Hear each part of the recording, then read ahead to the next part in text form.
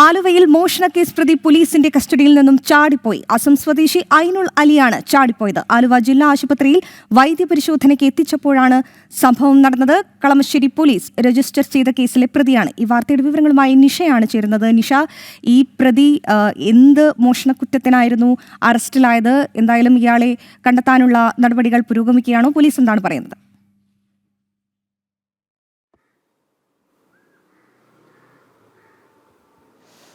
ആതിര, ഇന്ന് പുലർച്ചെ 2 മണിയോടുകൂടിയാണ് പോലീസ് കസ്റ്റഡിയിൽ നിന്നും പ്രതി ചാടിപ്പോകുന്നത്. അസം സ്വദേശിയായ 24 വയസ്സുകാരനായ ഐനുൽ അലി എന്ന പ്രതിയാണ് ചാടിപ്പോയത്. കളമശ്ശേരി പോലീസ് രജിസ്റ്റർ ചെയ്ത കേസിലെ പ്രതിയായിരുന്നു ഐനുൽ അലി. ഇയാളെ ഇന്നലെ രാത്രിയോടുകൂടി ചെമ്പ് കമ്പി മോഷണം നടത്തിയതിനാണ് കളമശ്ശേരി പോലീസ് കസ്റ്റഡിയിലെടുത്തത്. തുടർന്ന് വൈദ്യപരിശോധനയ്ക്കായി ആലുവ ജില്ലാ ആശുപത്രിയിലേക്ക് കൊണ്ടുവന്ന സമയത്താണ് ഈ പ്രതി പോലീസിന്റെ കസ്റ്റഡിയിൽ നിന്നും ചാടി രക്ഷപ്പെടുന്നത്.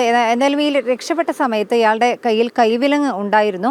ഈ സമൂഹ മാധ്യമങ്ങളിലും അടക്കം ഈ പ്രതിയുടെ ചിത്രം നൽകി പോലീസ് പ്രതിക്കായുള്ള തെരച്ചിൽ ഊർജിതമാക്കിയിട്ടുണ്ട്. രാവിലെ മുതൽ തന്നെ ആലുവ നഗരത്തിലും ഒപ്പം തന്നെ അതിൻ്റെ പരിസര പ്രദേശങ്ങളും റെയിൽവേ സ്റ്റേഷനുകളും എല്ലാം കേന്ദ്രീകരിച്ച് പോലീസിന്റെ അന്വേഷണം ഊർജിതമാക്കിയിട്ടുണ്ട്. ആതിര.